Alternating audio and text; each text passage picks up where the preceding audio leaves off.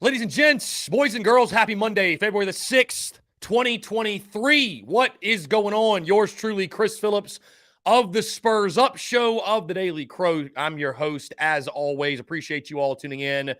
Very excited to get this week going, and I appreciate each and every single one of you who is here with us. We're taking your questions, your comments, your calls as well. 843-790-3377. And what an eventful weekend we had, really starting middle of the day Friday, going all the way through yesterday. Excited to hear your thoughts on everything. I see Leonard Matthews, Joey 80, Bruin Nation. What's up, my man? Cocky Twan, Kayshawn, Todd Smith, John Edward, Travis Allen, Steve Morrill Jr., Brennan M., Spur Dog, C. Youngblood, Dave Garrett, Noah Johns, the whole crew's here. Gad with the first comment.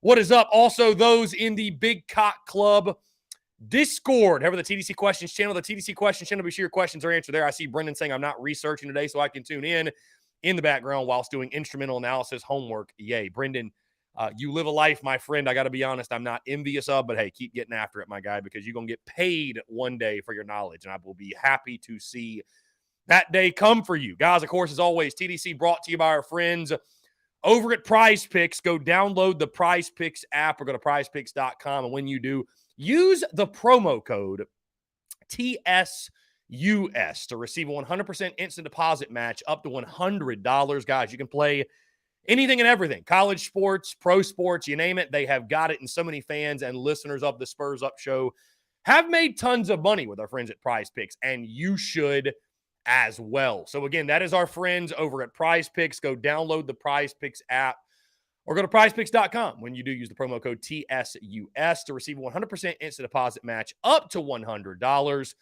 Be sure to check them out and tell them that Chris from the Spurs Up Show sent you. By the way, let's start the show. How about the women's basketball team going on the road, beating UConn, first time ever at their place, which I guess the game was technically in Hartford, Connecticut, not Storrs, Connecticut, which Brendan notified me of or informed me of before the game yesterday.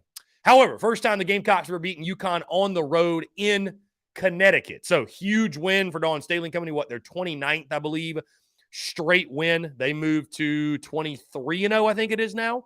And of course, it's setting up the big matchup this weekend at CLA against the LSU Tigers. Probably going to be a pair of unbeatens. And by the way, we're giving away a pair of tickets to that game. Giving away a pair of tickets to that game. Really, really exciting stuff. The official giveaway will happen on Wednesday. So the post, which I should have thrown it up on our story this morning, guys, let me go ahead and throw it on the Instagram story right now in case you've missed the giveaway somehow. Again, we are giving away a pair of tickets to the South Carolina LSU women's basketball game. Really, really excited to give these tickets away. And it's really simple to enter. All you do is like the post, tag 3 friends, like any of the Carolina Ale House Instagram pages to be eligible. And yes, we will be checking, right? We will be checking. But we're going to do a random drawing February the 8th at 5 p.m. Eastern.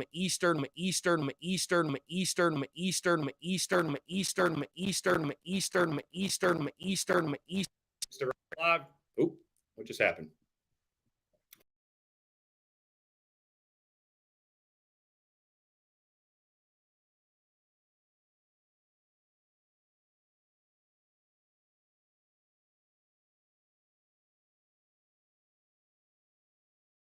There we go. Okay, we got GG Jackson hackers coming in as I was about to talk about that. Anyway, sorry about the technical difficulties, guys. We got a lot to talk about on the basketball side of things with the GG Jackson Instagram live video, the game that took place over the weekend. And again, would love to hear your thoughts on it. I already see a couple people commenting in the comments. I know a lot of folks will say, we want it to go away, this, that. It ain't going away, guys. It is what it is. It happened. Barstool Sports put out an article on it this morning. So don't think it's going to go away anytime soon. Don't think it's going to go away anytime soon. Dale from East Tennessee is on the Bird app. Dale, what's going on, my guy? Yeah, the hackers do strike. Anyways, kudos to Dawn Staley, her team, her crew. And guys, let me say this because I'm feeling some type of way today. Okay. And I'm excited.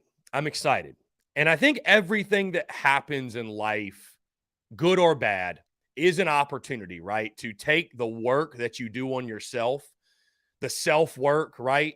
And the way that you craft yourself, right? If you pride yourself on seeking peace and love and gratitude and perspective and everything good or bad that happens is an opportunity to implement those philosophies, if you will, implement those teachings. And so none of you, all of you, I should say, are on social media. So you all know what happened over the weekend. We repost the video of GG Jackson on his Instagram live, which again, repost the video. I did not originally post it. Somebody else, I think, is like 34-8, what have you, whatever his name is. He got the credit for the video in the Barstool Sports article. He posted the video, and of course, I reposted, which I would like to reiterate, although I don't think I should have to, but I'd like to reiterate. Let me make something very, very clear. My platform is not a platform in which it is utilized to put a positive spin on all things Gamecocks. That's not the content that I post. I don't just solely post that content. I give credit when credit is due, and I also will point out things when they fall short of expectations or they're not so positive things, right?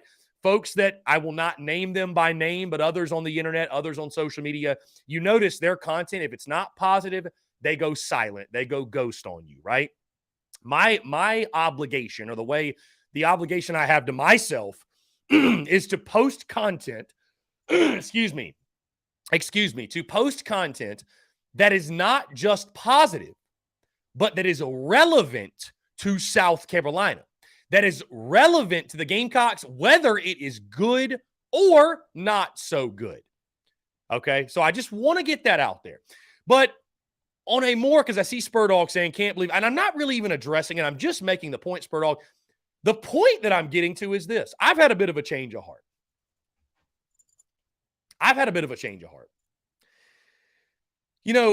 Again, I'm someone that I practice stoicism in my daily life. Okay. Jesse Jacobs, who by this point does not know how this show goes. Well, Jesse, sometimes you have to remind people, right? Right. And Brandon, cancel away, my guy. As long as they're swinging up, I pray to God they never stop swinging. How can you cancel someone that works for themselves? Try. Continue. Try your hardest. Try your hardest to cancel me. Please be my guest. Which leads me into the point I was going to get into. I practice stoicism in my daily life, right? Which if those of you that are not familiar with it, I highly suggest it because it will help you master the self, bring peace to your life, right? Take nothing personally and just remove, give yourself the opportunity to process all negative emotion, negative thought, anxious thought, anxious emotion, things of that nature, right? I highly, highly suggest looking into it. I actually just finished up reading Marcus Aurelius's Meditations. Fantastic book. I'm currently reading Ryan Holiday's The Obstacle is the Way. I've also got his book, Ego is the Enemy. I've got literally my daily Stoic calendar on the desk here, which says today, which I won't bore you guys with that, but I highly suggest it. Anyways, my point being this. The reason I have gone out of my way, right, and it's intentional. The reason that I've gone out of my way over the past, I'd probably say since the Dakereon Joyner tweet during the football season, the reason I've gone out of my way to block people on Twitter, to not give folks easy access to my content that are obviously just trolls. They have no interest in constructive banter whatsoever. They have no interest in constructive criticism.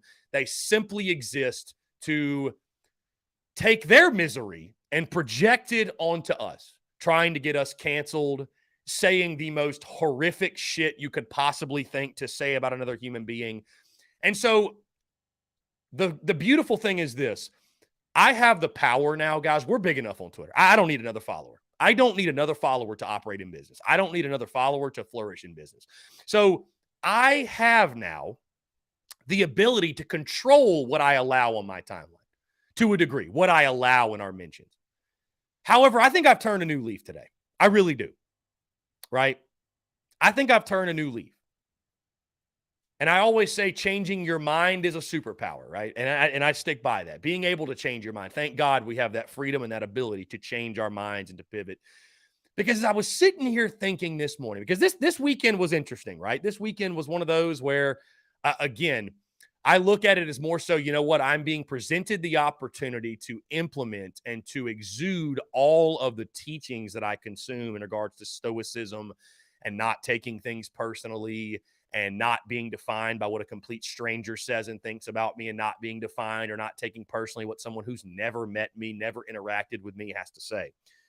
With that being said, I've done the blocking I've done to try to bring more peace, right? And more tranquility to the Twitter app, right? Try to bring where there's not so much chaos on Twitter. But I've had a bit of a change of heart in the sense of I almost feel like I'd rather at this point just play the villain. Like I'd almost just rather open the floodgates. Like why even block anyone? People go out of their way to find our content anyways. Try to cancel away. Flood my mentions. Drive up the views. Drive up the engagements. Why not? Why not? I got a right mind to go unblock everyone. Unblock everyone and just say, and you know what? Because I've reached a point of acceptance with the Twitter app. And it's totally fine. I got a lot of love for Twitter. Twitter's the first app that I built my business on, right? I've got a lot of love for Twitter. I'm not going to be someone that says social media is terrible. It's this. It gave me the opportunity to build a business. Like I have literally taken the bull by the horns and just run with it, bro, and built a business out of nothing thanks to social media. So I will never demonize social media in that way. But I've just come to a level of acceptance where, you know what? Twitter is a cultivator of madness. And who am I to not allow the inmates to run the asylum? Like, why not? You know what I mean? Why block anyone? Why block anyone? So I think I'm to the point now where the Carolina Slapdick community, the Proud 300, I've seen people in their bios. There's people that take real pride in being blocked. Have at it. Do your best to cancel me. Do what you can, because here's the thing, guys. You know what? If I ever do get to a point where I get canceled, I'll know it's time to hang it up and I'll go into my next business venture. That's totally fine with me. I'm not attached to doing this forever. I'm not attached to anything. Open to everything, attached to nothing. I'm not attached to an end result. I'm not attached to an end result. My life is bigger than just the Gamecocks. And again, I know I want to get into ball. Right, I want to get into ball. I'm excited to talk ball today, especially this GG Jackson thing. I'm excited to talk ball. But this is something that's been on my mind this morning. And so if you see all of a sudden the floodgates open, then you'll know what happened. And that's Bruin Nation. That's what's going to happen. I just, you know what? Why not? Well, who am I? Like, I am fully accepting of my role at this point on Twitter, which is to be the villain. And I don't think I'm the villain for a lot of people. Like the 99% that follow and rock with us and support, because again, we've got over 34,000 followers. The normal rational people that follow, they're not in the mentions. They're not chirping. They're not reacting emotionally to things. They are seeing the content. They're maybe liking it. Maybe they're retweeting. Maybe they're not. Maybe they're just seeing it, right? But we all know like negative emotion is a much more potent driver than positive emotion. Positive emotion and positivity goes away like that. Negative emotion resides, and most people are fueled by it. Most people are fueled by it. Yes, Spur Dog. Yeah, you're smart for that. Yes, you are correct. Stoicism's not about worry. It's about controlling what you can control. Again, taking nothing personally, right? Mastering your mind and your domain. What others say about me, it means nothing. Guys, some of the criticisms I see on social media, I equate it to if somebody told me I had purple hair. That's how I equate it. I heard this example, a great example one time. You might be thinking, like, what are you talking about? If I told you you had purple hair, would you get upset? No. You wouldn't get upset because you're like, I know I don't have purple hair. Like, there's no reason for me to get upset. So it's the same thing when I see a lot of the shit I see on social media. Why would I take it personally? Why would I get upset? I know it's not true. I know it's faulty. I know it's false. Like, I don't need to stoke those fires. There's no need. I have nothing to defend. So, all right, we're going to jump into this call, and then I promise you we're going to get into ball because I'm excited to talk baseball, basketball, football, all of the above. Let's freaking go. All right, here we go. From Dave Garrett. Dave, what's up, my man? How are you? I'm doing okay. Chris, I understand, and Todd in the live chat, he made a point about him being a kid, this, that, and other. When I can understand an athlete being frustrated and upset when he's not used to losing in the manner that they're losing, I can understand him venturing on that. But when he came back and took a swipe at you, that's a reflection on the person, not the athlete. The apology don't mean shit to me, and I don't know who wrote it for him, but they did a decent job. But that I was just wanting to explain where I was coming from. Mm-hmm. I can understand, like I said, as an athlete, but that was the other thing. That's a reflection on what kind of person he is. So the apology don't mean a rat's ass to me. I hope you have a good one, and I'm ready for opening day. Have a good one. Yes, sir. Dave, I appreciate it, man. Thank you so much for the call. Great stuff from Dave Garrett. Can you let's get into that, guys. Again, I'm fired up today. If you can't tell, hey, I'm fired up, man. And I do want to say thank you all so much to those of you who are tuned in today, that tune in every single day, because really, truly, we put too much emphasis on the madness, the slapdickery, the foolishness. You guys that show love and support, it's the all we got, it's all we need mentality. Those of you that show love, that's who matters, man. That's who matters. Okay, so the G.G. Jackson thing, and Jesse Jacobs is unfamiliar with this. Yes, G.G. Jackson talks shit on me on TSUS. Yep, absolutely. Absolutely. Okay? Absolutely he did. I did not see it live, but there have been enough people that have posted about something or said about it. Of course, here's the breakdown of the G.G. Jackson Instagram live saga. South Carolina loses to Arkansas, okay? Heartbreaking game. Final play of the game, the ball goes to Josh Gray. Gigi doesn't touch it. We lose. Okay. So, I'm sitting there chilling after the game. No big deal. What did I do Saturday? I think I went and hit golf balls or something. What was I doing? No, I know what I did. I hung out with Miss TSUS. That's what I was doing. And so I came home, watched the game, but I was having a chill Saturday, right? And after the game, cooked some dinner, whatever. Low key. Made my post-game video. We're good. I get on Twitter, and whoever that dude is, 34-8, whoever he was, he posted the Instagram live video, the screen recording, and he tagged me in it. And he went under my post-game video, and he tagged me, hey, did you see this? And so again, guys, as I mentioned top of the show, my obligation, I'm not obligated to share. Let me just craft. Let me live in this spin zone kind of world where I craft content specifically to where it looks good on Carolina. Even Barstool Sports called that shit out in their article. I'm not going to name his name, but y'all know who I'm talking about. So I'm not going to spin zone things or phrase things in a certain way. I'm not obligated to do that.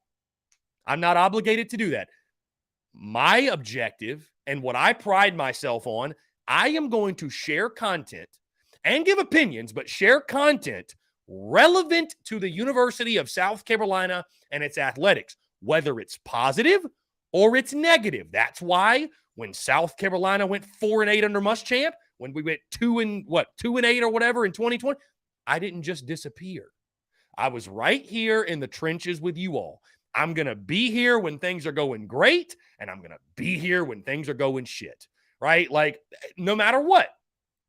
So that video, G.G. Jackson put out on Instagram Live, which nobody made him do it. He did it himself. That was relevant to Gamecock Nation. That was relevant to fans of South Carolina basketball and to the Gamecocks as a whole. So, of course, I shared it. Like, there's literally we're not going to have a discussion about it. If you don't understand why I shared it, there's a reason you're you and I'm me. And that's the only way I can put it. I mean, really, truly, genuinely. I'm not sorry. And 1,000 times out of 1,000, I'd share it again. I'd share it again, and I'd share it again, and I'd share it again. So anyways, that takes place. Okay, that takes place. That video goes crazy, as you would imagine, which it would have gone crazy whether I shared it or not. Because guess what? When Barstool wrote their article this morning, whose tweet did they include? The video, the original posters. They didn't even include mine. So the video still would have went crazy. Anyways, Sunday morning rolls around, and I'm starting to see some chirping on social media that, yeah, GG Jackson was talking shit on TSUS in his Instagram live he did this morning. Apparently, GG Jackson said that I was a middle-aged man with a mullet and that there's a reason Frank Martin didn't let me around the program. I think somebody also said he called me a clout chaser, something of that nature, which, you know, it's funny that when people say you're a clout chaser, bro, I have clout. I don't chase it. I have it. I don't need to chase it. I have it. This ain't a hobby. I get paid to do it, and I get paid pretty damn well, might I add. Anyways, GG Jackson goes on his Instagram live talking shit on TSUS. This is before, by the way, he issues an apology, I believe. Yeah, I think this is before it definitely is. It's before he issues an apology. So he talks shit on TSUS. I didn't do anything. All I did was reshare the video. Talk shit on TSUS. Then he puts out his apology. And listen, guys, I tell you this. I don't give a flying fuck if GG Jackson likes me. I don't really give a shit. I used to, when I first started TSUS, you know, I wanted to be kind of the cool entity that was liked by players. And, you know, I thought that was something that could really separate us. Man, as I've grown and evolved and stuck true to myself, which is being truthful, being honest, calling a spade when it comes to performances and on field and stuff like that, I could not give less of a damn if any athlete at the University of South Carolina likes me. Those that like me, they understand where I'm coming from. They understand that it's business. They understand that I'm not just going to sugarcoat everything. Listen, I'll crown you when you're great. And if you suck, you're going to get called out for sucking. Some guys understand that. And that's why we've had some TSUS athletes. There's guys that understand that. There's guys that rock with that. There's guys that get that. There's guys that don't take it personally. But then there's some that do. And whether you like me or dislike me, listen, at this point, I'm not in this to be the most liked. I'm in this to be the most entertaining, the most engaging, the most fun. That's it. So that's why I'm saying with Twitter, who gives a shit? I'll be the most hated son of a bitch on the Twitter app, but I'm not relevant. That's all I want to be is relevant. Relevant pays the bills. Relevant, hey, controversy creates cash, as Dave Garrick likes to say. Anyways, though, back to the point. Yeah, GG Jackson went on his little Instagram live and talked shit on TSUS. Again, I take none of it personally. GG Jackson's a kid. I wish him nothing but the best. I'm glad he's a Gamecock. All I've done is praise him all season long, and I'll continue to do so. These comments aren't going to affect my analysis of his game and this team. This team sucks, by the way. But either way, that's sort of beside the point. But I got no issues with GG Jackson. And so when it comes to the GG Jackson saga, though, why was he taking shots at TSUS? Why was he upset? It's not because I did anything. It's because he's butthurt that he got held accountable for what he said on his Instagram live. And I'm not sorry for that. Hell, I think we all did him a favor. You know why? Because GG Jackson's going to go to the NBA and he's going to make a shit ton of money. He needs to learn this lesson now before he gets to the next level, because they're not going to be so nice to him. They're going to fine him. They're going to suspend him. His teammates are going to look at him like, what the hell are you talking about, rookie? Like, better to learn the lesson now. So I don't think it's a negative. Listen, GG Jackson, if he didn't want it out there for everybody to hear, he wouldn't have went on Instagram Live. He went on a public platform. It is what it is, man. With that being said, GG Jackson's not a bad kid. He was emotional after a loss. He made a mistake. He shouldn't get cut for it. I don't even think he should be benched. He and Lamont Paris should sit down. It's an opportunity to learn a lesson and move forward because he's a great player and he's a good kid by all accounts. Anyways, here we go. From Hunter, what's up, man? How are you? I'm good, man. What about you? I'm doing well. Appreciate you asking. What's going on? Yeah, I was just gonna say, back on that topic where you're talking about those, kids talking shit about you and all that kind of crap and trying to cancel you.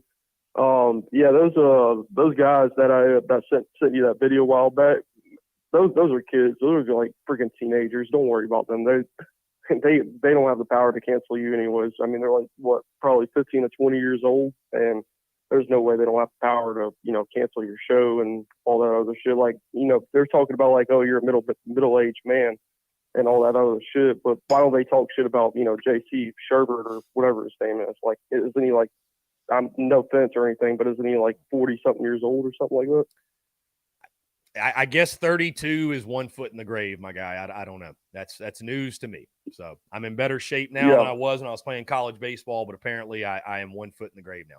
Either way, man, it is what it is. It's all good. Again, at this point, I've just accepted, man. It's it's part of it, and it just builds into almost at this point. It builds into the lore and just what is TSUS. I just the fact that I am willing to be hated. I am more than happy and willing to be hated to speak my truth. And I think again, I think people, while the positive may not be the loudest voice, I think people fuck with that. I really do. I think I've had so many people tell me they may not be the most vocal on Twitter, right? They may not be, but they have told me, Chris, if you ever bend the knee, I'm out. If you ever bend the knee, I'm no longer supporting. My guy, I know he won't mind me saying it, our guy Cody in the Big Cock Club Discord, he has literally come to me. You ever bend the knee, I'm out. I like you because you don't bend the knee, right? So I will never. The day that I bend the knee, I will bend the knee and exit stage right. I'll be done. And I'm not nowhere near close. Nowhere near close. Like, why can't? Like, why do they got to cancel you anyways? Like, you're another Gamecock, and that you just want to share stuff. And I get that, like, you're the media guys and all that kind of stuff, and I don't get it. I don't get how you can just hate another Gamecock fan and try to cancel them out and stuff like that. I just don't get it. And you know what, man? You know what's kind of sad about it is that none of it's ever been reciprocated. And 90, I would say 100%. I'm willing to go out there and say 100%. Have I called people slap dicks? Yes, absolutely. Yeah. Is calling people slap dicks somewhat of a shtick? Yes, it is. Like, do I really dislike people when I say pipe down slap dick? No. I've called myself a slap dick, right? Yeah. But these people, I've never spoken one word about them specifically, directly, personally to them. Not a single one. And so it makes the personal shots even more absurd. Anyway, I know we're spending it's crazy. I mean, I say we're spending a lot of time on it, but I guess that's the beauty. That's the beauty, though, at TSUS is that, like, we address everything from on the field to off the field. I mean, it's part of it, man. It's part of it. Like, I don't want TSUS to turn into Barstool to where, Barstool, a lot of their content is like drama happening within their walls. But it does play well, it seems like. I don't know. I mean, I don't necessarily want to do that, but there are things that are happening outside of sports, especially this time of year when there's not quite as much going on. So, no, listen, I mean, I appreciate that, man. I know that, listen, man, we're not going to get canceled. You can't cancel somebody that writes their own checks, that gets their own money. I don't have an employer. I don't have a boss. Good luck. Who are you going to reach out to? Good luck. Good luck. Best of luck. I mean, I don't know who you're going to go to. Yeah, they'll have a hard time trying to cancel you. I mean, shit, you got that many amount of followers, they're backing you up and all. Yeah, they're going to have a very hard time trying to cancel you out. There's no way. But Indeed. Yeah, that's all I needed, man. I appreciate it. Hey, I appreciate you so much, man. Thanks so much for the call. No problem. Yeah, bye. Take care. 843-790-3377. Again, I will say this. G.G. Jackson, good kid, and he made a mistake. And he got held accountable for it. And if he's pissy about that, so be it. But it is an opportunity for him to learn. And I think he will do that. I think he and Lamont Paris will sit down and he will instruct G.G. on why this is not good. And I think it's important for Lamont Paris also to put his foot down. There's a reason I said Lamont Paris ought to chew his ass, and he ought to. He ought to make him run. I don't give a damn what you think about Lamont Paris. I really don't. Like, Lamont Paris is the head basketball coach. G.G. Jackson, listen, I didn't make G.G. Jackson look bad. G.G. Jackson made South Carolina basketball look bad. He made Lamont Paris look bad, and he made the University of South Carolina look bad. That's the reality of it. You can make me out to be the villain all you want, but that's the reality. And he got held accountable for what he said, which he should. And guess what? It's not a life-defining, game-defining, person-defining thing. He issued his apology, handle it behind closed doors, which is how it should have been handled to begin with. Handle it behind closed doors and just keep it moving. Because he's a great player. And by all accounts, again, he's a good kid. By all accounts, he's a great kid. And he shouldn't be, this shouldn't define his career. But it's a learning moment. It's an opportunity to teach. It's an opportunity for him to learn. Because he's got great things in his future. Great things on the horizon.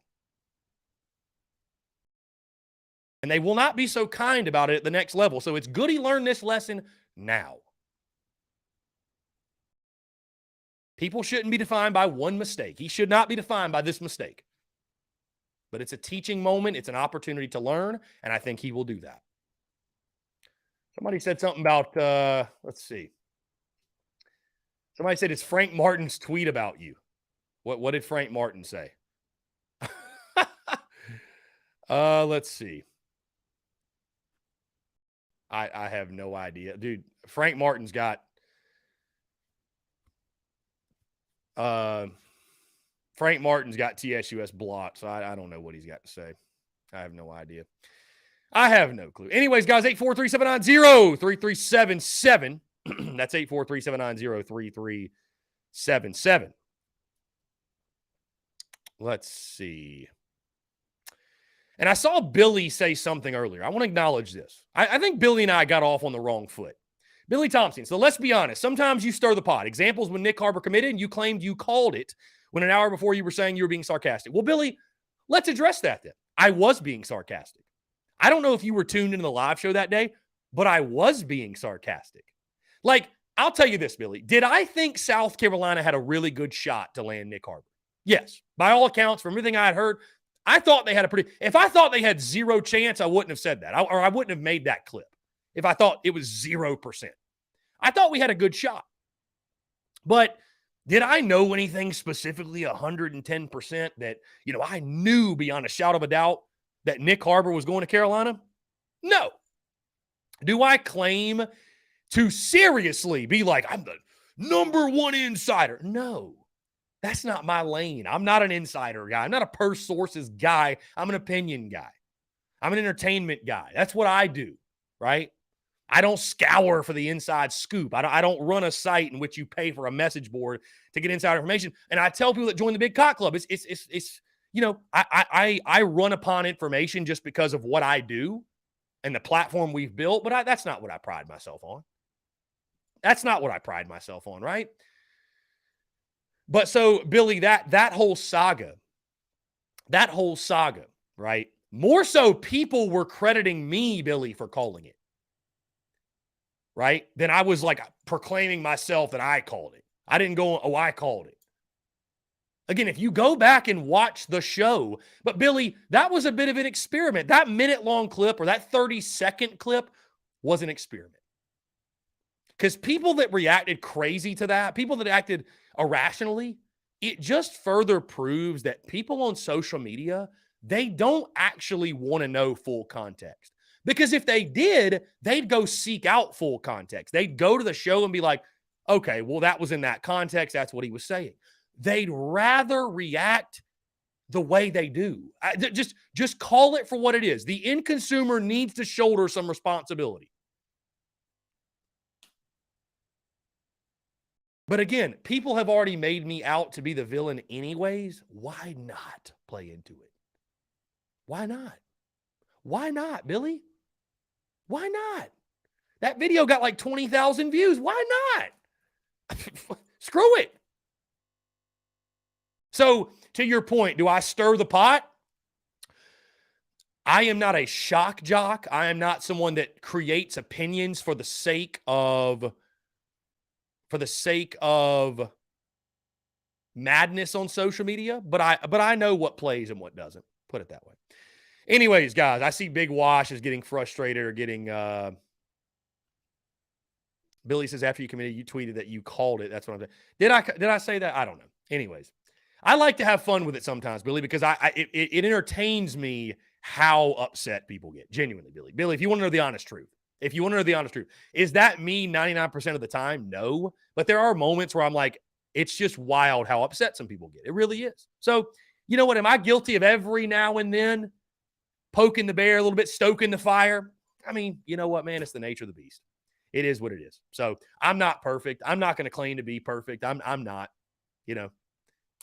I act as I feel in that moment and within reason, obviously. And you know, that's that. So, but Billy, I will tell you right now, I'm not the number one Gamecock insider. I'm not. I don't need to be. I don't pride myself on that. I don't need to be.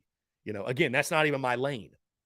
Guys like JC Sherbert and those at Gamecock Central and others, they do a fantastic job. On3 do a fantastic job. All right. They're the insiders.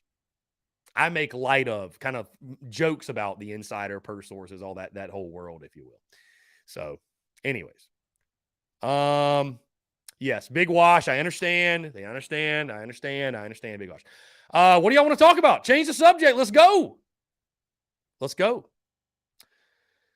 Anyways, I just, you know, to recap, though, what I said about G.G. Jackson, good kid, great game, got a bright future. He made a mistake. He's being held accountable for it. He apologized. We all move on, and hopefully, and I think he will obviously learn from it, and that's it. And I think it's sort of a done thing. You know, I mean, I just don't go on Instagram Live moments after a brutal loss. Like, I think that's the thing. Anyways, guys, hey, podcast. Big Wash says it's time to move on. I agree. Big Wash podcast dropped this morning. Episode 757. Full breakdown of the basketball game, of Maz Bennett committing to the Gamecocks. Also, we continue our position unit preview series of the Yardcocks heading the 2023 season. Guys, we're just 11 days away. Get this. This time next week, it'll be opening day week. How about that? It'll be opening day week. Can't wait for it. Gamecocks will take on UMass Lowell in a 3-game set. Really, really excited for that. What else? Yeah, we break down the Gamecocks' third baseman, though, on the podcast today. Bruin Nation bringing up more good news. Spy balloon gate, 3 players arrested. You know, Bruin Nation, I didn't touch on the guys getting suspended for a reason, just because I didn't want to go into too much detail until everything drops. You know, I think obviously what we shouldn't do is, and only rival fans are doing this, obviously, but like you don't just cast judgment on the entire program because these 3 guys made a mistake. You know, I don't think it's an indictment on the culture that Shane Beamer has built and is building. I don't think it's an indictment on, you know, what South Carolina's got cooking right now. I don't think it's an indictment on any of that. It's not an indictment on Shane Beamer. 3 guys made a mistake, and it's unfortunate. And, you know, you think about just what they're throwing away. I mean, I don't know exactly what's going to happen. I don't know what's going to happen if 2 of the 3 will be okay. I mean, again, it's all speculation, but, you know, I feel for them. I feel for them because they're kids that made a mistake, and they lack perspective, and they lack what they have to lose, and they lack perspective on how great of an opportunity they have. Truly. But again, I just don't think, and I see Billy, it's weird because Beamer's always saying he has great people in the facility and then this happen. But see, like, I don't blame them. There's only so much they can do. Man. They can't be with them 24/7.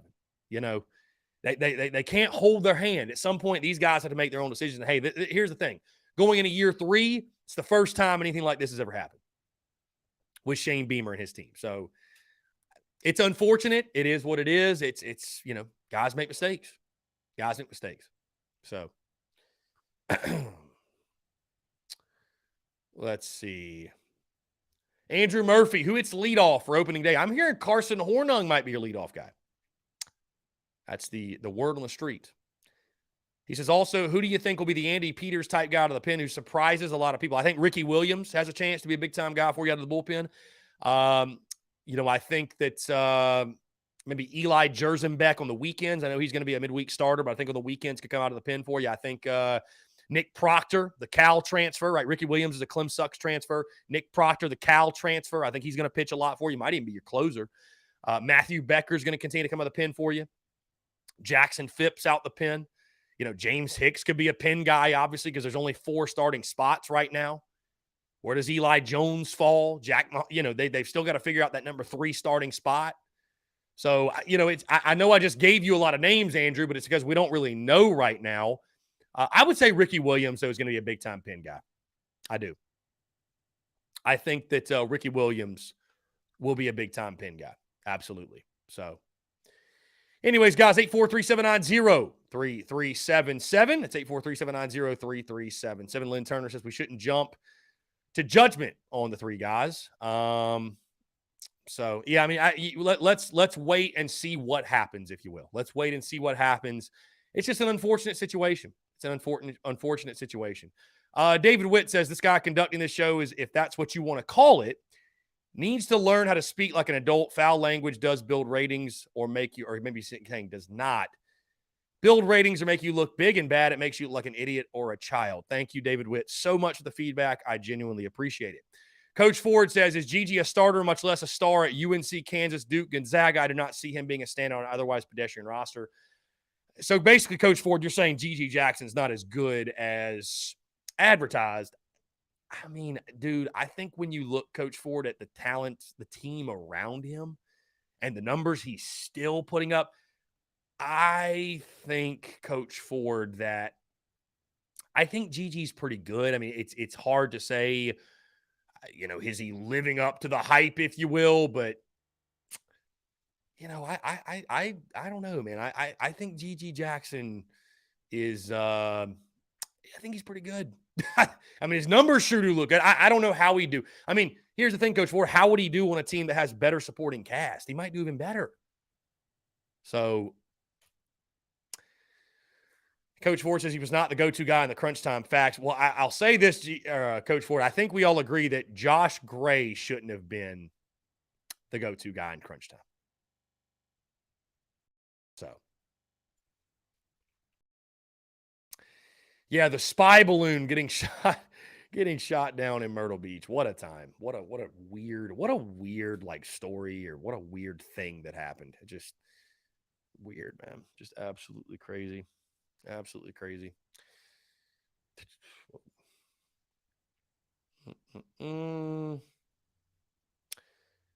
Yeah, guys, I mean, listen, I'll say this. Lamont Paris absolutely should have time.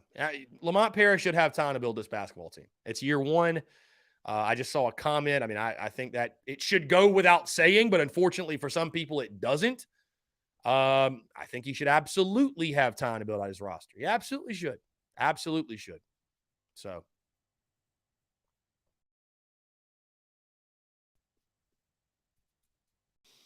let's see.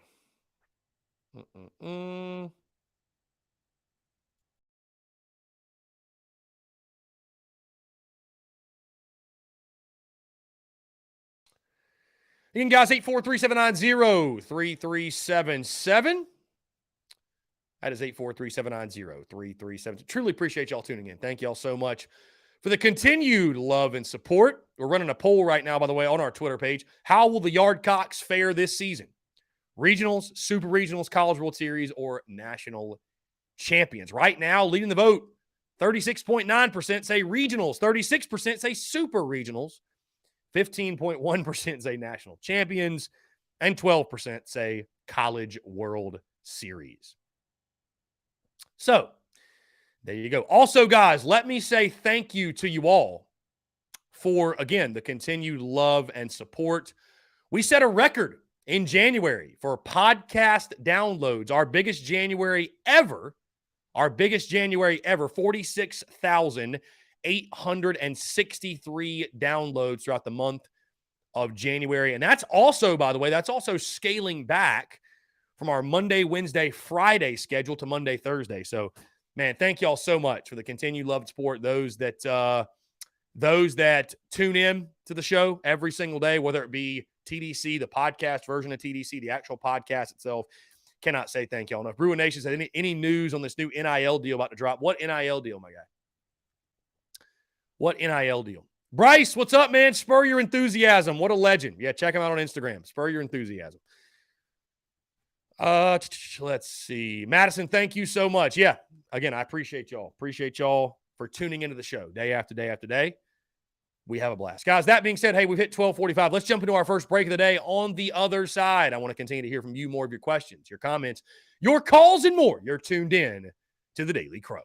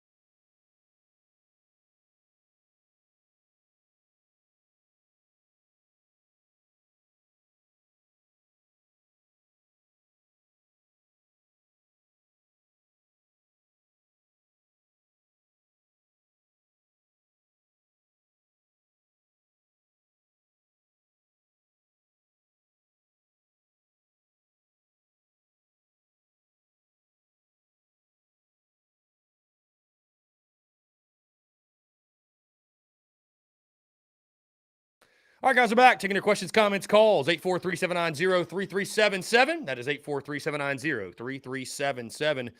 How about it? With Alabama's latest decommitment, the Gamecocks slide up to top 5 nationally in recruiting for the 2024 class. Incredible. Now, it's still early. It's still early, of course, but to see the Gamecocks, let's see.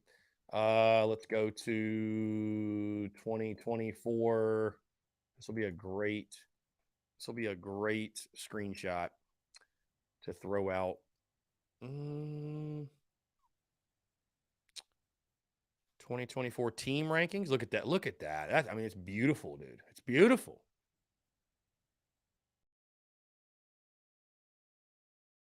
It's beautiful. Wow. Isn't that something?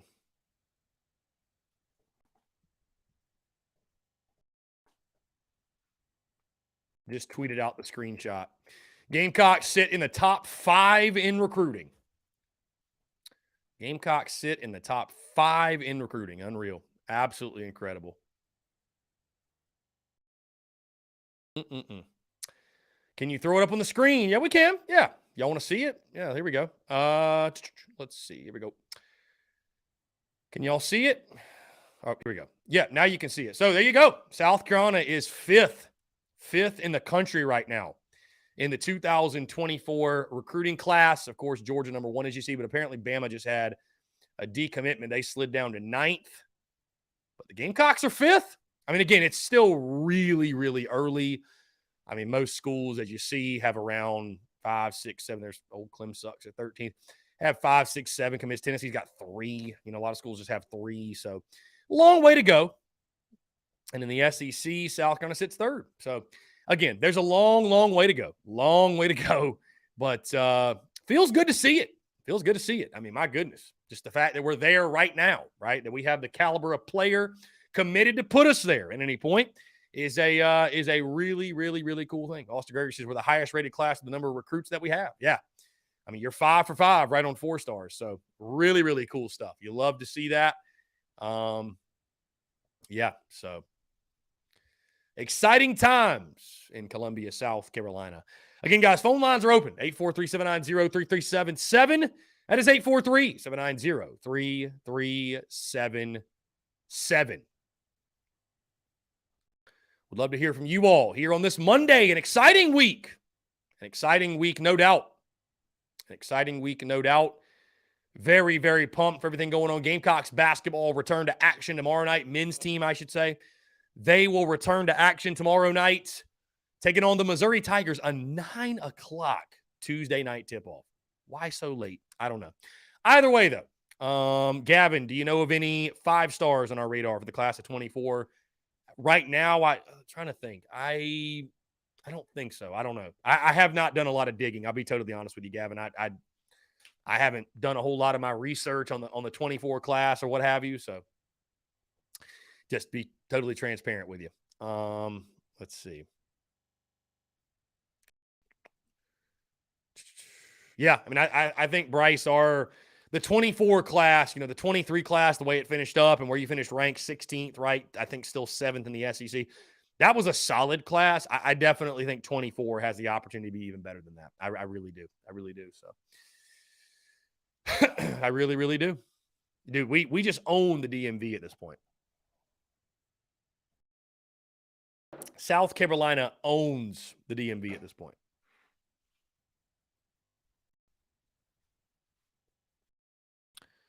Gad says the edge guy that's 5th overall from DC, can't remember his name.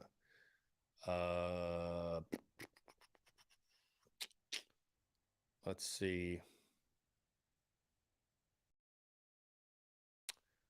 Where would it be? Oh, player rankings. Here we go. Are you talking about? I don't see him ranked 5th.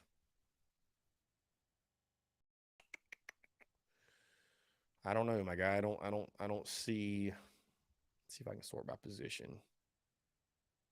He's an edge. Is that right?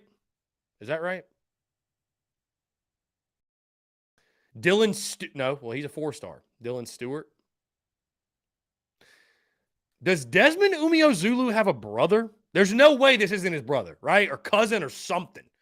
Zena Umeozulu out of Allen, Texas. That's another guy, another edge player. They got to be related, right? Is it Dylan Stewart? Okay. Well, he's a 4-star on 24/7. So it is Dylan Stewart. Okay. All right. Well, I thought it was a 5-star. Yeah, Dylan Stewart, the 4th-ranked edge, a .9798 on the composite. I don't know how he's not a 5-star. I really don't.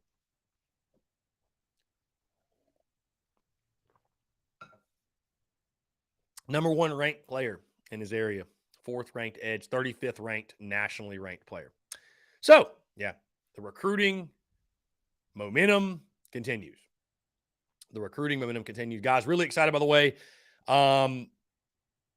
for opening day. Baseball season just around the corner, guys. Of course, in today's show, we talk third baseman, the hot corner. Now, a lot like second base, a lot like really all the positions in the infield, or most of them. What's interesting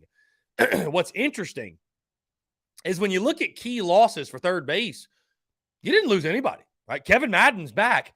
However, Kevin Madden is not your projected opening day third baseman. Michael Braswell is, right? We talked shortstops late last week, and now where's Brazzy going to go? I think it is going to be Braswell at the hot corner to start the year, but there's a lot of competition at this position. And again, it goes back to what Mark Kingston said a couple weeks ago, that guys that were no doubt starters last year, they're having to fight for jobs, which is a good thing, which is a really, really good thing. You've got Michael Braswell, Kevin Madden, and Ethan Petrie, right? A freshman with tons of upside. They love this kid. D1Baseball.com ranted and raved over him when they saw him in the fall. Here's what has to happen, though. We all recall, those of us who follow Gamecocks baseball closely, we all recall the 2021 season and the way that the third base position was just completely mismanaged.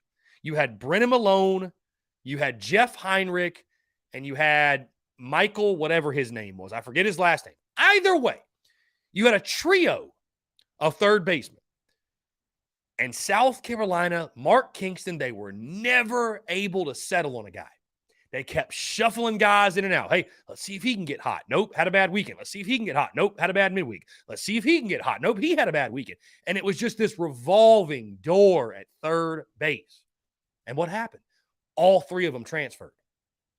And all 3 of them went on to have pretty successful careers, especially Brennan Malone, a guy that we were extremely high on that went to Oregon, was all everything, got drafted, lived up to his hype and potential because he was actually given an opportunity to be an everyday guy. Out of the trio of Braswell, Madden, and Petrie, I'm not saying stick with a guy if he's struggling the entire year. I'm not saying don't give other guys opportunities. But hey, some guys start the season slow. Some guys get hot, then get cold, then get hot. Right? It's no platooning. That will spell success for the group. No platooning. Find your guy, stick with him. Give him an opportunity to get in his groove. Give him an opportunity to succeed. Figure out who that guy is. I think it's Michael Braswell, unless Kevin Madden makes a huge jump from last year and he gets back closer to the form we saw him in Blacksburg when he hit over 330 for the Hokies. Unless he gets back to that, I think Michael Braswell's your guy. Again, hit 284 as a freshman. I know he struggled in SEC play, but he was a spark plug for your ball club. I think the defense is good enough there. I think he'll be able to make the transition from shortstop to third base.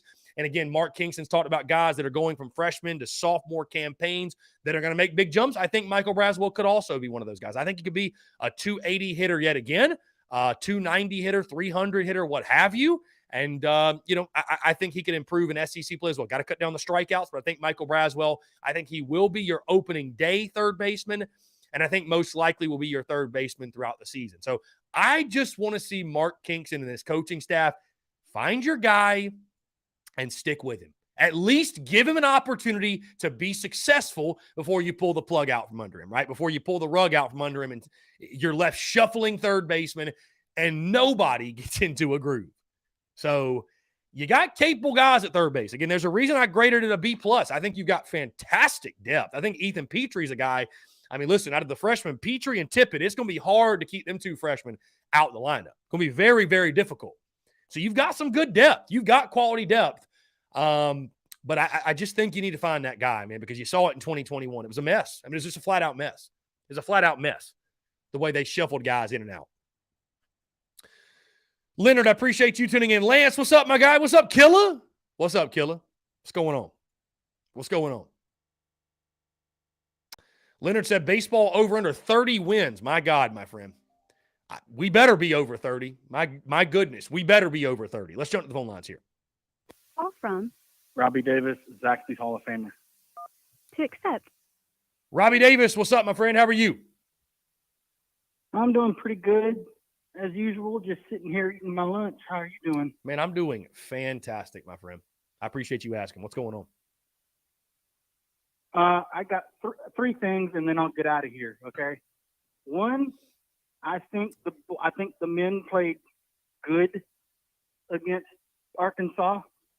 It was just at the end of it, we just couldn't get it done. And kudos to Don Staley and the girls traveling to Connecticut and taking care of business. And I think that, and this is the last basketball thing that I'm going to ask you something, because I know about baseball. I'm just curious about something. Just bear with me, okay? I'm bearing with you. I've been saying for weeks, maybe even months now, that Josh Gray needs to be starting. And I have nothing against Hayden Brown, but I think somebody needs to be starting over Hayden Brown, because whenever I was watching that game the other day, he missed some wide open layups that I could have made very easily. We should have had you in the game, Robbie. You made them layups. Yeah, most likely, yes, because I even though driving into the basket was not my strong suit, I would at least try my damnedest to make a layup. Mm-hmm. And last thing, and then and like I said, like I've told you before, and I told you this last year, I love watching baseball. I know the rules about baseball, but can you explain to me why third base is called the hot corner? It is called the hot corner, Robbie, or, one of the reasons it's called the hot corner is because you think about it. Guys, normally right-handed hitters, pull hitters, being a pull hitter is a natural thing. And a lot of balls get shot down that way at very high speeds coming off the bat. Right? Okay, so, that makes a lot of sense. Right. So that's why they call it the hot corner, right? Because you better keep your head on a swivel, because guys will, pepper them down there, right? So that is why it is referred to as the hot corner. If they get a hold of one and it's a line drive, you need to be ready to catch it or make sure it doesn't hit you in the face. Yes, exactly. Okay, that's basically it. And as always, let Beamer cook, man. Beamer is freaking in the kitchen with the ingredients. Let the man cook. Is there going to be times where Beamer doesn't get the right kind of guys? Yeah. But at the end of the day, he's doing the best that he can do, right? And I think going into year 3, I could see us going 8-4 again. But I could see us going 8-4 again, but I'd have to look at the schedule, because I'm not 100% sold on that quite yet, but I could see us going 8-4 again. Which I think would still be a success. I think, again, it's about, it's about, I thought J.D. Piquel put it beautifully. It's about establishing a new floor at the University of South Carolina. It's about establishing 8-4 as the floor, which would be, dude, there ain't a Gamecock fan on this planet that would not be happy if Carolina football went 8-4 or better every year. I mean, that's 8-4.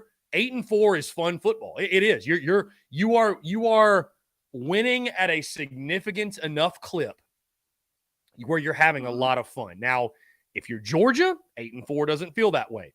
But for the University of South Carolina, if you keep things in perspective, 8-4 is a great year. Now, 8-4 will become, right, we'll get tired of 8-4, but if you can establish that as your floor, that's a great place to be. I mean, that's a great place to be. Mm-hmm. And if you, and also, I believe if you're having 3, 4, even 5 years of where you're going 8-4, that helps with recruiting because you're winning a lot of games on a regular basis. And then if you do that, and then you get the right guys, 8-4 is going to be an afterthought because we probably could wind up going 9-3, or even like some people have said, 10-2, or what have you. You just don't ever know going into a football season. Never know. You never know, my friend. You truly never know. So, I mean, I think the biggest thing in year 3 again is more so, and it's not even. Just looking at it realistically, it's for me in year 3, it's just about avoiding the letdown, right? It's about avoiding the letdown and not being what Arkansas was last year. You know, they had all these crazy high expectations and they were riding cloud 9 when they beat us, and Sam Pittman was the hot coach, and then they finished 6-6. And it's just like you just don't want to regress and go back to that, right? So 8-4 or better, I think that's the goal in year 3. I do believe that is the benchmark, if you will. And like I said, I can live with a 8-4, a consistent 8-4, with the way Beamer is recruiting right now. Mm-hmm. I'm one of them that I could live with that for sure. Yeah, and again, like you said, if 8-4 is the new floor, that will change recruiting. You're absolutely right. Because then top players like Nicholas Harbor and top prospects all of a sudden look at Carolina like, man, they ain't that far off. I could be the one guy that changes everything. You know what I'm saying? Versus when you're going 6-6, it's like, man, they're ways away. You know, they need a lot more than just me. So that on-field progress shows these guys that, again, things are moving the right direction. We're just a couple pieces away. You can be that missing link. You can be that missing piece, and you can lead us to do things that have never been done before. And you could also go down in history. And I'm just speaking hypothetically here. Don't. And I'd be like, you could possibly be on the team that winds up winning its first conference title ever, if we get the caliber of players that we're talking about here. Right? Beamer could be like, you could be on this team and make history and be a part of Gamecock football history for the rest of your natural life. Because you would be known as a player that was on the team that won their first conference title. Indeed. That is a fact. Ever. That is a fact. So, but that's all I got. Let me go ahead and eat my lunch before it gets cold. What's for lunch today, Robbie? It's actually something that I made. I made walking tacos a couple days ago. What kind of tacos? Walking tacos. That's what it's called. What is that? What is that? What is a walking taco? Well, the way you're supposed to eat it, I'm not eating it this way, but the way you're supposed to eat it, you put it in a small Dorito bag after you crush the chips, and then you add meat with taco seasoning in it, and then cheese, salsa, anything that would go on a taco in the Dorito bag, and then you walk while eating. Personally, I don't like using the small bag because whenever you put the hot meat in the bag, it'll burn your hand like a thumb gun. Okay, so I'm eating it in a bowl right now. Okay. Well, I was gonna say, it sounds. Is it tasty? Oh yeah. Do you have a good? Do you have a good functioning commode at your establishment? Yeah, because I think your toilet is the one. If I ever make this for anybody, I'm like, you better make sure you got a I think your toilet. I think your toilet's going to pay the price, my friend. So, which is fine. No, but it is good. It is good. It's very good. Love that. Well, you But, go enjoy it, Robbie. I appreciate you calling in, man. It's always a pleasure to chat Yeah. with you. I'm and not this Friday, but next Friday is opening day, right? that's a fact. Yes. 11 days, Robbie. 11 Okay. days. 11 days. Gotcha. Okie dokie. Have a great rest of your day and have a great week. Go Gamecocks and to hell with Clemson. Dabo, you need to do something about your fans, man. They got spoiled with the national titles, man. You need to show them that they need to just calm down a little bit. Indeed. Yeah. And by the way, if I need like I always say, if I need a lawyer, I'm finding somebody from Carolina. If I need food to be grown, I'm getting somebody from Clemson. Okay. Go Cox. The heck with Clemson. Have a great rest of your day, and I will talk to you tomorrow. Sounds good, Robbie. You're the man. Thank you, buddy. Take care, Have a good brother. one. Yep. Cheers. Great stuff from Robbie Davis. Walking tacos. I've never heard of such a thing. And I don't know. I saw Bruin Nation say that we missed the big news over the weekend. What was the big news? What was the big news? Did I miss something? What was the big news, my guy? What did let's see. You forgot to tell the biggest news of the weekend. What was it? What was it? Yes, Lance, we do need a post-spring portal edge. We need also probably a running back. A running back will be beneficial. Austin Gregory, to your point, yes, the Missouri game. I will say, I think it was you that made the point that it's becoming what Kentucky was for Spurrier. I get the point you're trying to make, but that was a guaranteed win most of the time. 2010, I know that happened, and then he lost to him in 2014, but for most of the time, we handled. Losing to Kentucky was more of a muschamp thing, to be honest with you. We handled Kentucky most of the time. We handled them, right? We handled them. So, yeah, I mean, but yes, I will say the Mizzou game.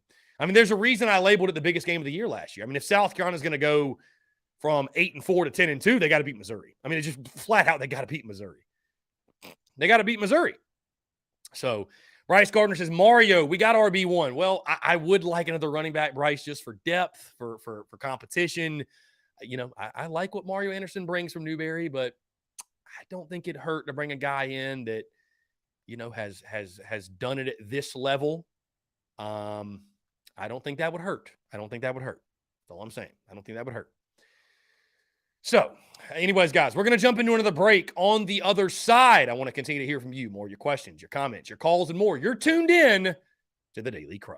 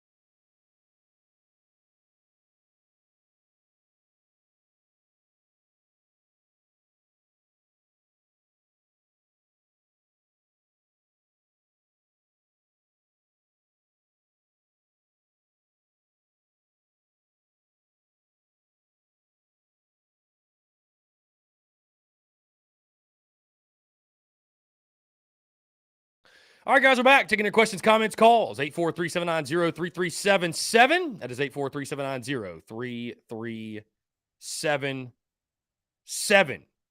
Here on this Monday, February the 6th, 2023. Appreciate you all tuning in. Again, maybe the biggest news of the day, we've been talking baseball, basketball, football. Maybe the biggest news of the day, you know what? I've had a change of heart. Again, Carolina Slapdick community, you're free.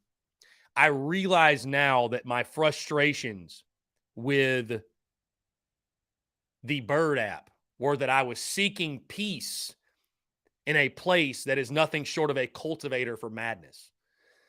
So I've just now found it's easier to just accept that and just to be the villain on said app, if that's how those want to label me. And who am I? It's more frustrating and difficult to try to slow down the madness than to just open the floodgates. So the floodgates are open. In case you see people getting unblocked that were blocked, you know what? I've just completely accepted at this point. To hell with it. Do your worst. Do your worst. I totally encourage it. Do your worst. So anyways, Brandon Ward, anybody got baseball tickets they want to partner with? I do not. I do not.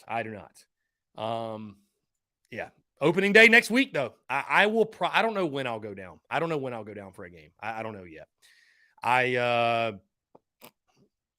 Like I told you guys Friday, I'm going to pick and choose my spots. I'm going to pick and choose my spots of when I go to games or what games, again, I do go to. There's a couple of road series I'd really like to go to. Those two road series at Arkansas and Mississippi State, I probably won't go to both, but maybe I will, though. Maybe I will. I don't know. But I would like to travel to those. There's the two ballparks, and we don't get to play at a ton. Oh, yes, FanFest, by the way. FanFest is on Saturday, right? FanFest. So, Lynn Turner, no, listen, Lynn, I don't believe I'm the villain either, but there's some that wish to label me as such, and that's totally fine. That's totally – I mean, here's the thing. People love a good villain. People love a good villain. So, I think what's just interesting, Lynn, is throughout the history of the business, and I think this is a blessing, I'm just someone that people don't feel indifferent about. They either love me or they hate me. There's no like, he's all right. There are very few of those people, which is fine. I'm just saying that I fully embrace that to some people I'm that, to some people I'm this. It really doesn't matter at the end of the day, But if I want to seek peace, again, Twitter's an incubator of madness. If I want to seek peace on Twitter, I should just get off Twitter. I should just get off of Twitter because Twitter's not that. So again, it's almost been more frustrating. You know what? At this point, dude, flood my mentions. Do it. Do your worst because they do it anyways. So here's the other way of looking at it too. I'm like, dude, if people are going to do it anyways, I might as well just open the floodgates. I might as well at least get the engagement out of it. I might as well. Like, why not? Because Twitter, all that really matters is that you stay relevant. That's it. That's all that matters. My family is not on Twitter. My girl's not on Twitter. People that I rock with and love and care about, and I'm not saying this, I love and care about you all, but I'm saying like my close circle, they're not on Twitter. They're not consuming any of this. So why do I care? It's me and a bunch of strangers. Like, why do I give a shit? I've been looking at it the complete wrong way, to be honest with you. So I'm like, at this point, hey, open the floodgates. Why not? Do your worst. Do your absolute worst. Because I'll be honest, I don't know what else they could say. I don't know what else they could say about me. I mean, what else? I genuinely don't know at this point. But again, the focus should be on you guys. I appreciate y'all so much. And I'll tell you this, guys. I think when people create an entity, there's this misconception. Like, dude, you don't need 34,000 followers. You don't need 34,000. Right? And I've seen people too that like they make light of how many people tune into this show, or you're only getting 1,000 views every live stream. You only have this many on your live. That's where you have it twisted. That's where you're confused. Here's what you need. Let me tell you this. You don't need 34,000 followers. You don't need 27,000 on Instagram. You don't need 100,000. You know what you need? And this is what I've prided myself on, or I've taken pride in since the beginning, is that my people rock with me. Like, they really have my back. You need 1,000 people like that. You get 1,000 people like that, you're golden. You're golden. You get 1,000 people. You don't even need that many. You get 500 people that really believe in you, like genuinely rock with you. I don't need all the Gamecock Nation to like me. I don't. I mean, guys, there's some folks out there in Gamecock Nation, I'm thrilled they don't like me. Because if they did, it would speak more on me than it does on them. I'm thrilled they don't like me. But you don't need the whole fan base to like you. You don't need that. That's where people get it twisted. You don't need that. You need your people to rock with you heavily. I'd rather have 500 diehard fans than 35,000 who just casually whatever. Because people who just casually rock with you, they're not going to support you when it gets tough. They're not going to have your back. They're not going to make sure that you can financially do it and make a living out of it. So the people that tune into this show, that tune into the podcast, that are actually consuming the content, right? A lot of you all out there, yeah, Bryce, you've seen that video. You don't need an army. You just need 3 bad SOBs around you. That's all you need. You don't need an army. You need 3 bad SOBs, right? That was, what's that guy's name? Went on Joey Diaz, right? Isn't that Joey Diaz? Went on Joe Rogan, said that, I think. Or went on his show and said that. So that's the people that matter, man. The Daily Crow. And out of the Daily Crow birthed the Big Cock Club, right? And that's what it's about.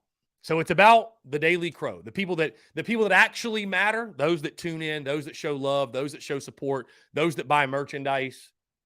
And guys, like I've told you, we're on the verge, probably by end of this week. I don't know. I'm not even gonna put a timeline on it because I don't exactly know. When this will occur. It should be pretty soon, though. Guys, we are on the verge of the most, this is not just a nice to have, a cool thing. We're on the verge of a life-changing, business-changing type of move. I can assure you. And that's all I'm going to say on it. And when it happens, you'll agree with me. And you'll say, holy shoot. Got to keep it censored for my guy that got upset with the cursing. I apologize. Holy shoot is what you will say. It's going to be fun to share that great news with you all. Anyways, new AP poll is out for women's basketball. South Carolina, number 1. Duh. Indiana, 2. LSU, 3. Indiana jumps LSU. So it looks like it's going to be a 1 versus 3. It is going to be a 1 versus 3 matchup at the CLA this coming Sunday. Love to see it. Very good. That'll be a lot of fun. Again, we're giving away a pair of tickets to that game on Wednesday.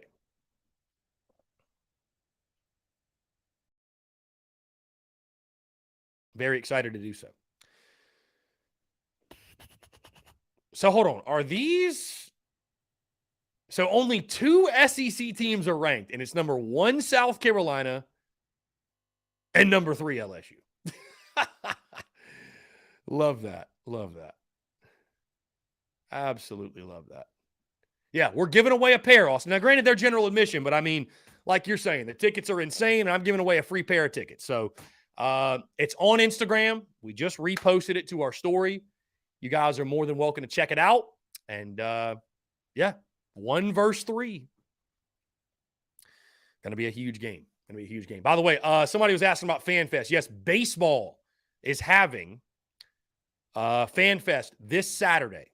I don't exactly know the time. I'm sure it's on the website here. Let's see. Baseball here. I'm not seeing it. When is this?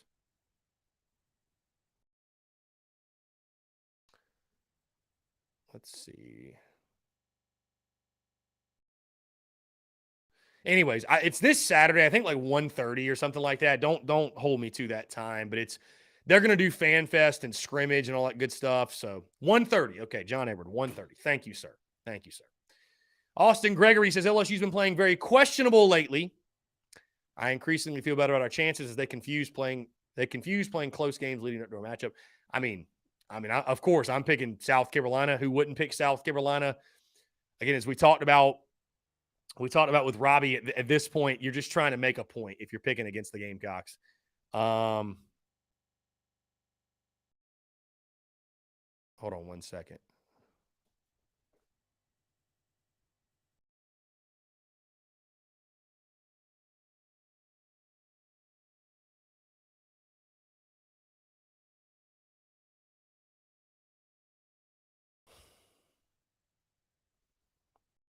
Let's see.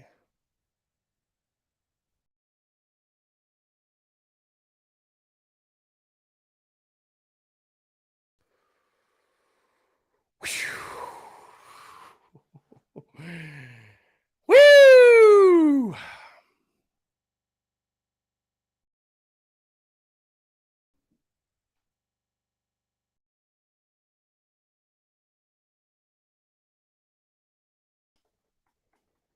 Sorry, guys.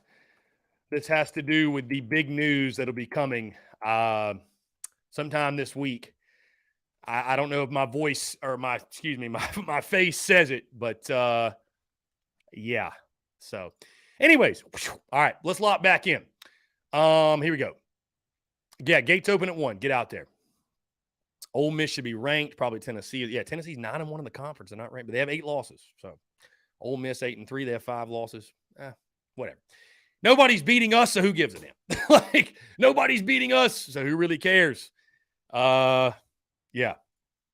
Nah, Bruin Nation, not yet. Not yet. I'm gonna wait. I'm gonna wait until, because listen, let me put it to you this way, Bruin Nation. I'm not gonna tell you what it is until it's official. I'm not gonna tell you, and I haven't even told the Big Cock Club. Have not even told the Big Cock Club because it's something I want to wait until it's officially official. Let me just say this, y'all. Once it's official, y'all will know first. Y'all will know first. And it's something that it's not going to change the business. It's not going to change content, but you're going to notice it. I don't know if that's going to make any sense, but creative control is still all the same. I'm going to be the same dude. I mean, I'm giddy about it. I mean, I can't wait. I can't wait to tell you all. And Brian Lattimore says T-Sus bus. Let me put it to you this way, Brian. This is the type of deal that is going to allow us, or is going to make the T-Sus bus a reality. If I so choose to do that, it's going to make that a feasible thing. Dave, I actually was not at the scrimmage yesterday. My good buddy Trip, shout out to Trip Roche, Gamecocks District. Go follow him, Cox District on Twitter, whatever.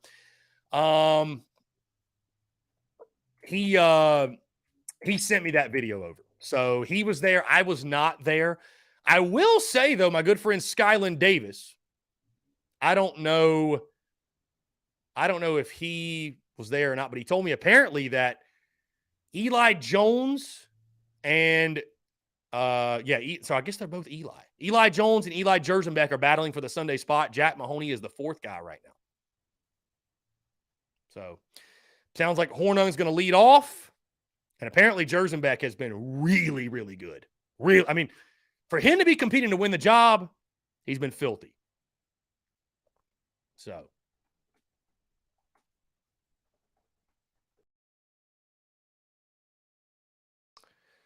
Let's see. What else did he say? It's between Braswell and Madden. For the odd man out, going to be hard to keep Petrie and Tippett off the field. Let's see. Brennan M. Yeah, second guy will be Hall. Yeah, it's Will Sanders, Noah Hall, and then the third spot's kind of open right now. It is. And again, that's from Skyland. So Yeah, it sounded like apparently that Jerzenbeck or Eli Jones are fighting for the third spot. Jack Mahoney's fighting for it too. They got a couple guys. But again, it's a good thing. You have depth. I mean, dude, if Jack Mahoney, let me put it to you this way. Jack Mahoney pitching on Tuesday nights would be unfair. Like it would be unfair for the teams we play, which after last year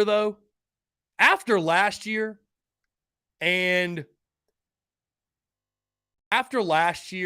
just what took place with us losing in the midweeks, maybe we need a Jack Mahoney throwing for us. Like we need to take no risks. We need to be sure. Right? Yeah, so I will say this on a side note. I see some comments about the T-Sus bus and how big's a T-Sus bus and all this. I will say, if the T-Sus bus becomes a thing, the question then becomes who gets on the T-Sus bus? Who? Because I don't think it's something where it's just going to be open door. I think we're going to have to limit the T-Sus bus to Big Cock Club members only. That's if this bus happens. That's even if the bus happens. I'm just thinking hypothetically. Like, this has got to be like a private event type of deal. It has to be. It has to be, man. It has to be. It has to be. Because you probably can't get more than 15 people on a bus, right? Comfortably. I don't know. We're talking hypotheticals. We'll figure all that out as we go. Brandon M says, the Citadel slapdicks deserve the Mahoney. They do. They need it.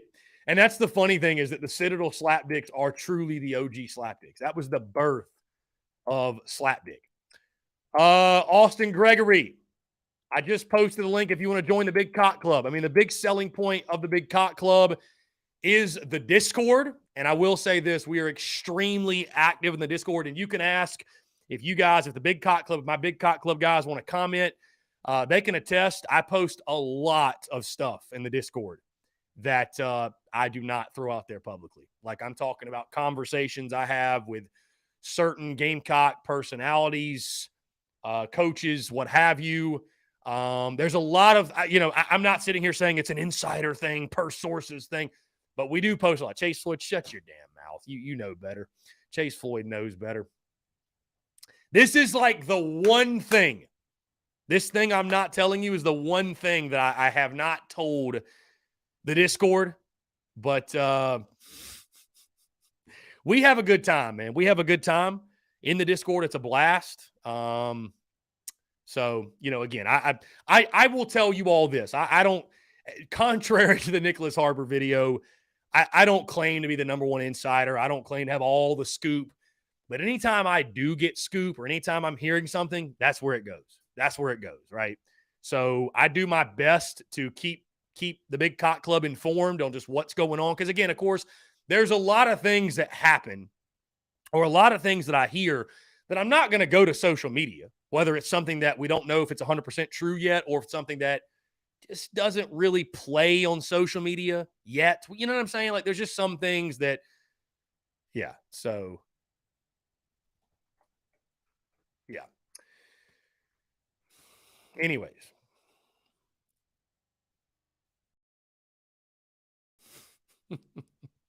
It's a good time, though. It's a really good time. $9.99 a month. We have a good time. We have a really, really good time. So we have a really, really good time. If you don't join, I'll say this. Greg Bender says BCC is fun, only for the best fans of TSUS. Hey, listen, if you don't join, it's no biggie. I simply presented the Big Cock Club because I felt like, you know what? We have this group of folks that want to support TSUS in a different way. And so, therefore, the Big Cock Club was created a premium community for fans of the Spurs Up Show. And I'm so glad we have it. The Big Cock Club is such an integral part of my day-to-day operation and what I do and how I operate. And so, again, guys, I can't say thank you enough. I really can't. Those in the Big Cock Club, all those that support, man, I truly appreciate each and every single one of you. Y'all mean the absolute world to me. So, anyways, continue on. Hey, phone lines are open, guys. 843-790-3377. Spring training's around the corner. It's crazy. It's crazy. So, it looks like 107.5 The Game. I just saw a tweet from Pops Frisbee. It looks like 107.5 The Game is talking about the whole gun thing, the whole situation. I'll just say this, guys. Yeah, I feel like there's no reason to have a gun on a college campus, especially like it's in the student code. You know, it's the student code handbook, whatever, and like just. Even if you don't know the rules like that, like you do know that you can't have a gun on campus, man. You can't have a gun on campus. You just can't. Like they're so sensitive about stuff like that. It don't matter how you feel about guns. I'm not even getting into that shit, but like you just can't have a gun on campus, dude. Like I don't give a damn. You can't. You can't. You know? So it's, you know, it's unfortunate. It's just unfortunate. And again, we'll see what happens. We'll see what punishments are given out. And I mean, here's the problem. It's out of Beamer's hands, right? I mean, I don't know exactly how this goes, what process, but it's out of Beamer's hands, right? It's going to go through the school, through whatever expulsion board, whatever the heck, whatever. It's going to go through them. And from what I've heard, they're not going to be kind. They're just not going to be kind about it. They're not going to care. They play football. That's who they got to get through, right? If they're able to get through that, I think it'll be your typical SEC punishment. Hey, you're out of game, and we'll figure this out. We'll handle it behind closed doors. But I just don't know if they're even going to get that opportunity, which is unfortunate, a shame. But I mean, for every action, there's a consequence. It just is what it is, and you just hope they learn from it. And again, it's one thing. It doesn't define their entire lives, and you hope that if they're not at the University of South Carolina anymore, they do find a home where they'll be supported, and people can help them, lead them the right way, and they can still have an opportunity to have a great football career. So, Dave Garrett, the merch discount. You get 20% off of merch as well if you join the Big Cock Club. Our good friend Brad Crawford just dropped SEC football projected win totals for every team in 2023. So, what is Vegas going to drop as their win total? I'm very curious to see what South Carolina's is. He's got Florida at 6.5, by the way. That's notable. South Carolina, 7.5. Now, the Gamecocks have shattered the win total 2 years in a row under Shane Beamer. I think 7.5 is fair. When you look at the schedule and the front half, I think South Carolina can very well hit that. They can very well shatter that. They can hit the over, no doubt, right? They can very well shatter that over. I think 8 would probably be a better number to get equal money on both sides. They normally like to throw the hooks in there. 7, it'll be interesting, though. It'll be interesting to see what Vegas puts out there, because Vegas has sold us short so badly the first 2 years of the Beamer era. So we'll see. All right, let's jump to the phone lines here. From Carolina Anthony. Carolina Anthony, what's up, man? How are you? I'm good. How about you? I'm doing fantastic, man. Appreciate you asking. What's up? Hey, I'm just wondering about all these things on Twitter where they're talking about your old Twitter profile. Indeed, man. Yeah, it's folks trying to cancel me on Twitter is as commonplace as me brushing my teeth, my friend. It just is what it is. Do you agree or disagree with it? Do I think I'm a racist? No, I do not. So you didn't make those comments? My friend, we addressed it 2 years ago, my guy. I'm not going to speak on it again. All right, man. Go Tigers. Appreciate you. There you go. It's as simple as that. So bring it, man. Wide open. That's the thing. And I will say, were those comments made? This is something that 2 years ago, because I got the notification 2 years ago, we were talking about this. So I'm not going to continue to beat it in day after day after day. I'm not going to stoke the fires. It's been addressed, man. It's been addressed. Again, it is the purple hair scenario where it'd be like you telling me I have purple hair. Why would I get upset? I know I don't have purple hair. Why would I get upset? So making a claim that I'm a racist, why would I get upset? Why would I react? Why would I react in some defensive way? I know I'm not. And I could sit here and point to all the guests or the interact. I need not do that. I need not do that. I know I'm not. I know what I am. I know what I am. I know who I am. I need not the approval or the vote of confidence from people like that Clem Sucks guy pretending to be a Gamecock fan. So, anyways, jump back to the phone lines. Call from Justin, what's up, man? How are you? Doing good, Chris. How about you? I'm doing fantastic. Appreciate you asking. What's going on? Hey, Chris. Man, this basketball team it is hard to watch, man. Man, we just had 2 heartbreaks this year. You know, it's just I was at game, Chris. I couldn't believe this, man. It's just it was painful, man. Yeah, it was tough. It was tough, man. Just a heartbreak, and you want to take away the positives, right? You want to take away the positives from that game because you did play a solid Arkansas team close. But the way you lost, and again, I give this team a lot of credit for resiliency, fighting back in the second half, and guys stepping up. Michi Johnson, my goodness, 5 made threes in the second half. Josh Gray had, I would probably argue, his best game of his career in Garnet and Black, but unfortunately not enough. And then it was overshadowed by the post game and what happened with GG Jackson and the Instagram stuff. So, but yeah, it's just a tough year. We know it's a tough year. So. Yeah, and Chris, GG Jackson, he can't be saying this stuff, man. He's got to keep his mouth shut, Yeah,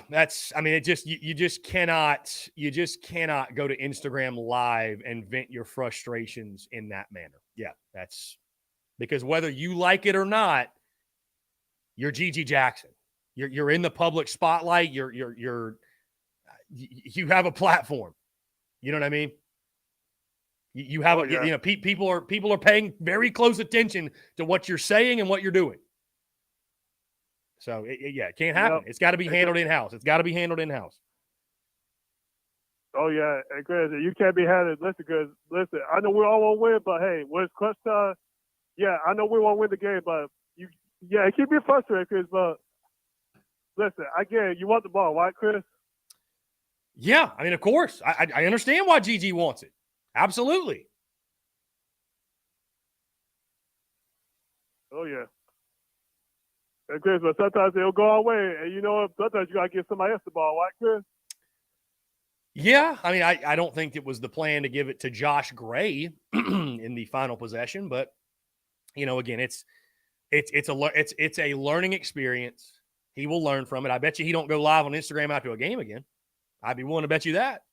But it's a learning experience. It doesn't define GG Jackson in any type of way. Again, by all accounts, he's a great kid. He's obviously a great basketball player. He's got a bright future ahead, and it's it'll be a blip on the radar for him in his career. It will, but it is something where he's being held accountable for it, as he should. And he and Lamont Paris need to sort it out and figure out what's up and go from there. So, but again, it's in no way should it define GG Jackson. I believe he will bounce back. I would imagine he will, and he'll continue to be a great basketball player, and he'll have a great career. Oh yeah, and Chris, the thing about Josh Gray, and look, if he can get hot, we gotta get some players get hot too, right, Chris? Yeah, absolutely. Yeah, absolutely. So we need a couple of guys to heat up. Yeah, no doubt.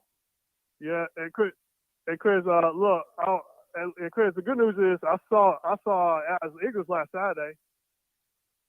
Really? Yep. Yeah. Yeah, I got a picture of him too, and he was taller than me, Hold on, who was it again? Alex English. Alex English. Okay, very nice. Yeah, legend, man. Friend of the show, by the way. Friend of the show. Yeah. Oh wow, Yeah, he's Yeah, we've had him. I got a picture of him too. Cause Yeah, we've had him on the show, man. Friend of the show. Love to see it. oh wow, that's Yeah, awesome. yeah. Oh yeah. He's a good dude. Hey Chris, when I was listening to at the game, it takes time to be up a program. You gotta get a coach like 3 years, right, Chris? Say it again. When I was listening to Eagles on when I was at the game, he was talking about it takes time to be off a basketball court, but it doesn't happen overnight, you know. Yeah, no, it's going to take time. You got to give Lamont Paris time, but we got to be patient. Got to get his players in. Yeah, I think it can be frustrating, but we got to hang in there. And look, he's doing everything he can, right, Chris? He knows it's not easy to win the SEC. He knows that. He knows that indeed, my friend. And if he doesn't, he's learning. He's learning very quickly. Yeah.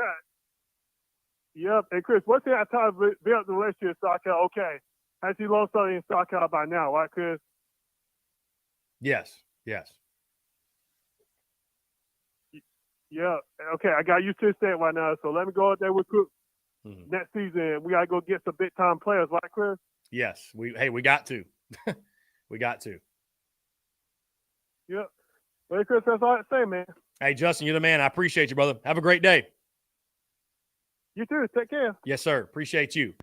Great stuff, guys. I know it's late in the show, but we are going to take a quick break. On the other side, we'll close it up. Hell of a Monday. More of your questions, comments, calls, and more. You're tuned in to the Daily Crow.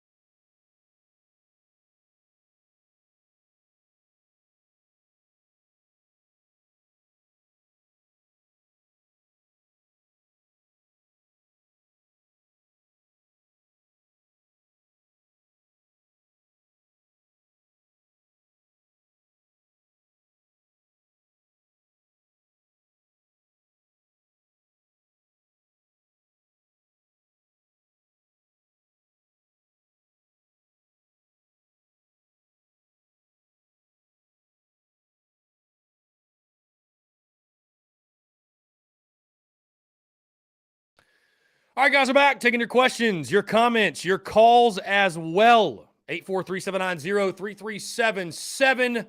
That is 843-790-3377. What a day. What a day today. On field, off field. I was thinking about it too. That to me, I think, though, is what makes TSUS and this show and our relationship special as you guys do get a look inside further beyond just on the field and Gamecocks. And like you guys see everything, right? So we have a tight relationship. We have a cool relationship. And again, I appreciate each and every single one of you, man. I appreciate each and every single one of you for your love and your support. Let's see. Wow. Somebody texted in, do you think we'll win a championship this year in football? No, I don't think we're going to win the SEC this year. How about this? Interesting baseball nugget, and this comes from Andrew Hutchinson, NWA Hutch on Twitter. SEC is implementing a 10-run mercy rule in conference play this year. If a team is up by 10 or more through 7 innings, the game is over. Okay. Which I think, I think that's a pretty solid rule. I just think at some point, like, dude, if you're up 10 runs and that's what, through 7, you got 6 outs to go and you're down by 10, it's over. It's over. I mean, it's over. You know what I mean? The game's over. You're done. You're cooked. You're finished. Get out of here. So I like it. I like it. I like it a lot. I like it a lot for sure.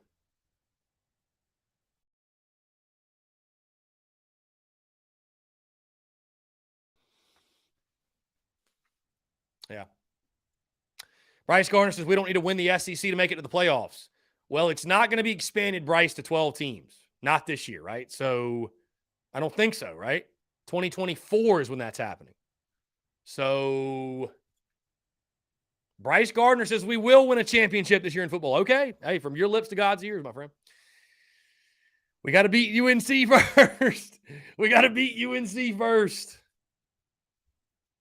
And I'm confident we will, but Bryce Gardner says 11-1 and a loss to Georgia. But who's to say Georgia doesn't go undefeated?